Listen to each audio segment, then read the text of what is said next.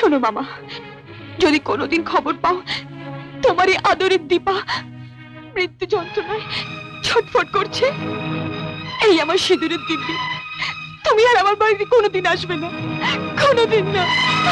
ছোটবেলা থেকে তোকে একটু ভালো মন্দ খেতেও দিতে পারিনি, একটু যত্নও করতে পারিনি, কিন্তু যে সিঁদুরে হাত দিয়ে তুই আজ এত বড় দিব্যি দিলি, সেই সিঁদুর স্পর্শ করে বলতো মা, তোর বাবার অভাব আমি তোকে কোনোদিন বুঝতে দিয়েছি? বল না মা, বুঝতে দিয়েছি? অফিসে লোনের জন্য একটা দরখাস্ত করেছিলাম, কাল কিছু টাকা পেয়ে তোর জন্য এই আংটিটা কিনে এনেছি।